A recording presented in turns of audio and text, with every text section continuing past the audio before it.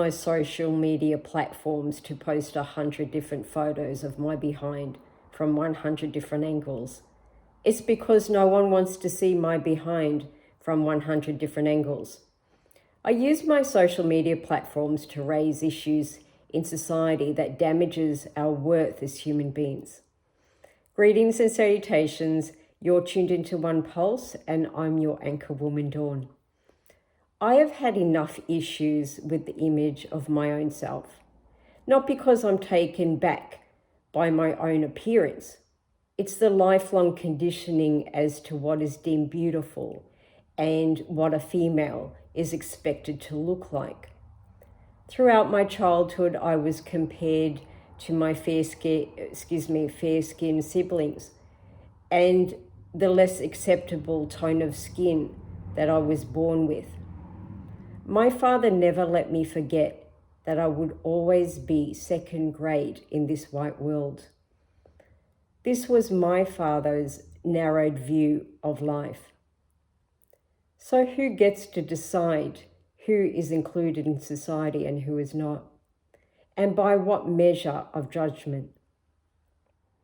If a female is not feminine enough, she is dubbed a lesbian, and a male must be gay if he isn't masculine enough. What concerns me is not within the assigned expectations, but within the hypocrisy of these judgments.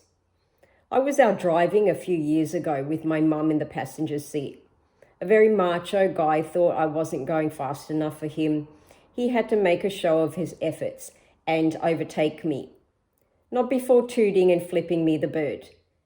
As it went, I caught up with him at the next set of lights and told him it wasn't nice for him to make that sign. He then needed to validate how feral he was and called me an effing C. And I said to him, look, you don't talk like that to women. The female that was sitting in the front passenger seat began to jeer and say, "You're a female," and laughed. The lights changed and the ferals drove off in their very white society Range Rover. Now, do you think for one moment that this Neanderthal display of asserting power is the definition of a man? And do you think that the woman in the passenger seat defined a feminine expectation of a woman in society? Society is very vocal about being gender specific, but will tolerate the vulgar and disgraceful behaviors and pass this off as self-expression and or free speech. Do you think we have our priorities mixed up? Shouldn't we be focusing on cultivating decency and respectful interactions with one another?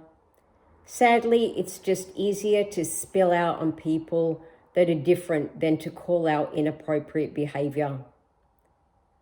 Just because we live in a progressive society doesn't mean we have to be disrespectful and vulgar.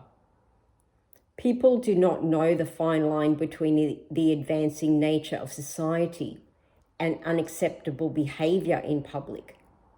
I really do not know why people are very quick to spout off about the gay and transgendered communities, but fail to speak out over the indecency and uncouth behaviors in society.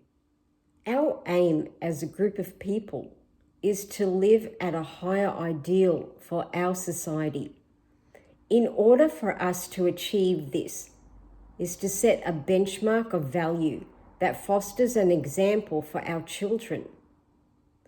These values will cultivate principles of worth for every living being, and to extend respect and recognize that we all have different expressions of living.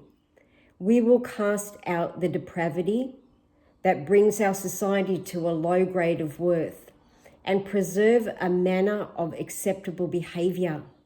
Our world is a colorful blend of expression and creativity, and it is only damaged by the primitive and backward notions of what society should look like. So we develop our culture to a grade of excellence, and it is within our grasp, and it is up to us to know this excellence of our human existence.